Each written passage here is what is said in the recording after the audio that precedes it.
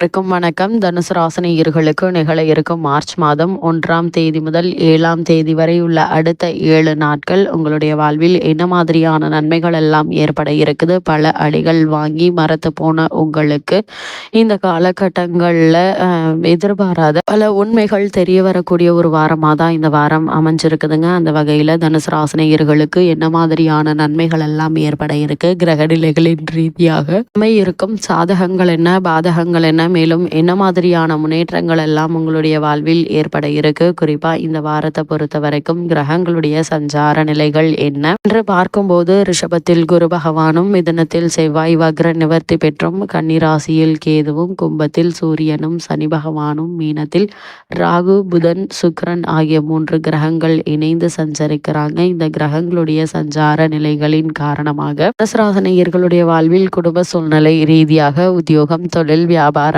கலைத்துறை, அரசியல் துறை, மாணவ மாணவிகள், விவசாய துறையினர், பெண்மணிகள் என அனைவருக்குமே என்ன மாதிரியான நன்மைகள் எல்லாம் ஏற்பட இருக்கு என்பது குறித்தான முழுமையான பதிவு தான் இந்த வீடியோல நம்ம விரிவா பார்க்க போகிறோம். அந்த வகையில தனுசு ராசியை சேர்ந்த மூலம், போராடம், உத்திராடம் முதல் பாதம் வரை உள்ள நட்சத்திரக்காரர்களுக்கு இந்த மார்ச் மாதம் 1ஆம் தேதி முதல் 7ஆம் தேதி வரை உள்ள அடுத்த 7 நாட்கள் குடும்ப சூழ்நிலை ரீதியாக என்ன மாதிரியான முன்னேற்றங்கள் எல்லாம் ஏற்பட இருக்கு என்று பார்க்கும்போதே காலகட்ட கிரக நிலைகளை ஆராய்ந்து பார்க்கும்போது உங்களுடைய ராசிநாதர் வியாழன் பகை கிரகமான சுக்கிரனுடைய வீட்டில் பரிவர்த்தனை யோகம் பெற்றிருக்கிறாருங்க. எனவே நீங்கள் தீட்டிய திட்டங்கள் அனைத்தும் வெற்றி பெறக்கூடிய ஒரு தருணமாக தான் இத்தருணம் அமைஞ்சிருக்குது.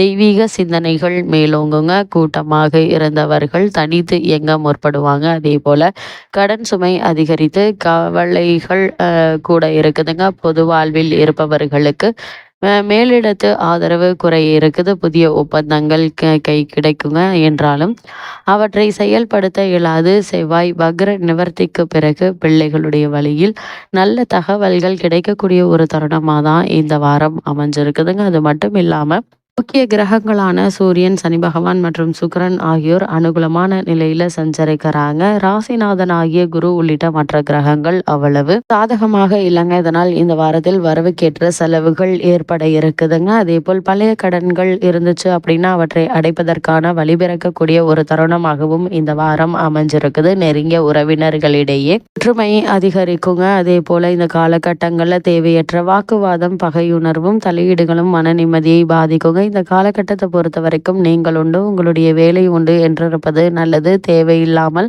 மற்றவர்களுடைய விஷயத்தில் மூக்கை நுழைக்க வேண்டாங்க. அப்படி செய்யும் போது தேவையில்லாத பிரச்சனைகள் உங்களுக்கும் ஏற்படுவதற்கான வாய்ப்புகள் அதிகம் இருக்குது. குறிப்பா பூர்வீக சொத்து சம்பந்தமான வழக்குகள் இருந்துச்சு அப்படின்னா அந்த வழக்குகள்ல சாதகமான தீர்ப்பினை தற்போது நீங்கள் தாராளமாக எதிர்பார்க்கலாங்க. அதே போல இக்காலகட்டத்தை பொறுத்த வரைக்கும் குடும்பத்தில் பிரச்சனைகள் நீங்கி நல்ல ஒரு முன்னேற்றம் ஏற்பட இருக்குது. திருமண சம்பந்தமான முயற்சிகளை மேற்கொண்டு வரும் தனுசு ராசியினருக்கு திருமண முயற்சிகளில் ஏற்பட்டு வந்த தடங்கல்கள், தாமதங்கள், குழப்பங்கள் நீங்கி நல்ல ஒரு முன்னேற்றம் ஏற்படக்கூடிய ஒரு வாரமாக தான் இந்த வாரம் அமைஞ்சிருக்குதுங்க. உடல் ஆரோக்கியத்தில் நல்ல ஒரு முன்னேற்றத்தை உங்களால் காண முடியும். அதே போல குடும்ப பொருளாதார நிலையை மேம்படுத்துவதற்கான முயற்சிகளை மேற்கொண்டு வரும் தனுசு ராசியினருக்கு சிறு முயற்சியிலேயே கிடைப்பதற்கான சாத்தியக்கூறுகள் நிறைந்த ஒரு தருணமாக தான் இந்த வாரம் அமைஞ்சிருக்குதுங்க. அது மட்டும் இல்லாம இந்த வாரத்தில் புதன் மிதுனத்தில் செவ்வாய் வக்ர நிவர்த்தி பெற்று சஞ்சரிக்கிறார். அதாவது மிதுன ராசியில் சஞ்சரிக்கும் செவ்வாய்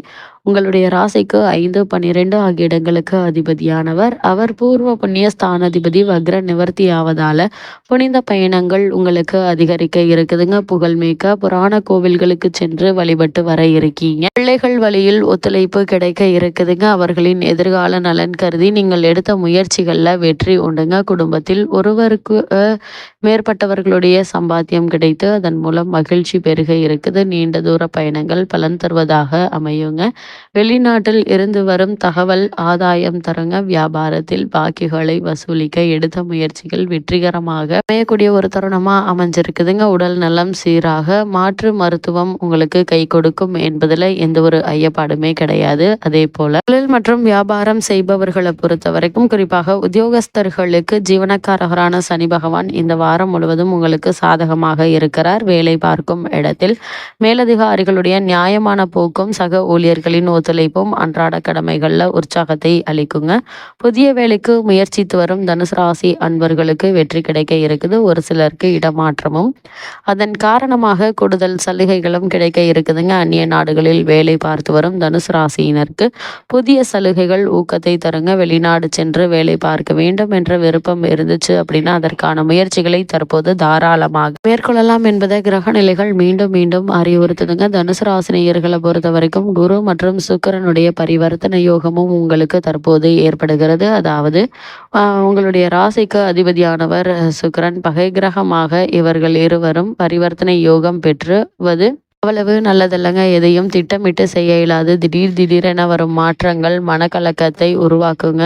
கடனை அடைக்க மற்றொரு கடனை வாங்கும் சூழ்நிலை உருவாகும். அதனால் கூடுமான வரைக்கும் தனுசு ராசினியர்கள் கடன் வாங்குவதை தவிர்த்து கொள்வது மிக மிக நல்லது என்பதை கிரக நிலைகள் மீண்டும் மீண்டும் அறிவுறுத்துதுங்க. அதே போல வியாபாரத்தில் இணைந்திருப்பவர்கள் கூட்டாளிகள் உங்களை விட்டு விலக நேரிடலாம். எதிரிகள் தொல்லை அதிகரிக்கலாங்க.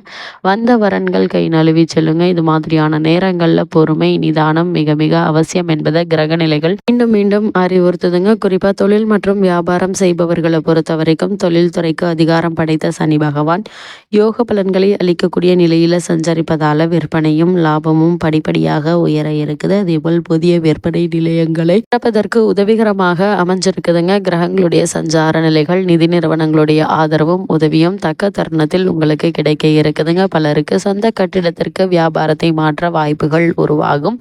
கூட்டாளிகள் உங்களுக்கு முழு ஒத்துழைப்பையும் தருவாங்க. அதே போல் ஏற்றுமதி இறக்குமதி துறையினருக்கு வியாபார அபிவிருத்தி சம்பந்தமாக வெளிநாடு சென்று வரும் வாய்ப்பு உள்ளது என்பதை கிரக நிலைகள் மீண்டும் மீண்டும் அறிவுறுத்துதுங்க. இந்த வாரத்தை பொறுத்த வரைக்கும் குரு மற்றும் சுக்கிரனுடைய பரிவர்த்தனையின் யோகம் மட்டும் இல்லாமல் மீன ராசியில் புதன் பகவான் நீச்சம் பெற்று சஞ்சரிக்கிறாருங்க. அதாவது கேந்திரபத்திய தோஷம் பெற்ற கிரகம் நீச்சம் பெறுவது யோகம் தாங்க. கல்யாண கனவுகள் நனவாகும்.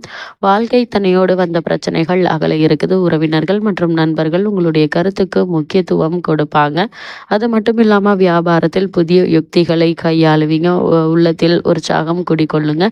தள்ளி சென்ற பல நல்ல வாய்ப்புகள் தானாக வந்து மகிழ்ச்சி படுத்தக்கூடிய ஒரு தருணமாக தான் இந்த வாரம் உங்களுக்கு இருக்குது. அது மட்டும் இல்லாமல் தனுசு ராசினியர்களை பொறுத்தவரை குறிப்பாக மாணவ மாணவிகளுக்கு என்ன மாதிரியான நன்மைகள் ஏற்பட இருக்கு என்று பார்க்கும்போது கல்விக்கு அதிகாரம் கொண்டுள்ள கிரகங்கள் ஓரளவு உங்களுக்கு இந்த வாரம் முழுவதுமே சாதகமாக இருப்பதால எண்ணற்ற முன்னேற்றங்கள் ஏற்பட இருக்குதுங்க. அதே போல் விவசாயத்துறையினரை பொறுத்த வரைக்கும் உங்களுடைய விளைபொருட்களுக்கு நல்ல ஒரு விலை கிடைப்பதால பழைய கடன்களை அடைத்து நிம்மதி பெற ஏற்ற ஒரு தருணமா இந்த வாரம் அமைஞ்சிருக்குது. பெண்மணிகளை பொறுத்த வரைக்கும் சுக்கிரனால் மட்டும் நன்மைகள் கிடைக்க இருக்குதுங்க. குடும்பத்தில் ஏற்பட்டு வந்த சண்டை சச்சரவுகள் நீங்கி நல்ல ஒரு முன்னேற்றம் ஏற்படக்கூடிய ஒரு தருணமாக தான் இந்த வாரம் அமைஞ்சிருக்குது என்பதை கிரகநிலைகள் மீண்டும் மீண்டும் தெளிவுபடுத்துது. அதே போல தனுசு ராசினியர்களுக்கு கிரகநிலைகளின் ரீதியாக கூறப்படும் பரிகாரம் என்ன என்று பார்க்கும்போது இந்த வாரத்தை பொறுத்த வரைக்கும் வடக்கு நோக்கி அம்மனை வழிபடுவது எண்ணற்ற நன்மைகளை ஏற்படுத்தும்.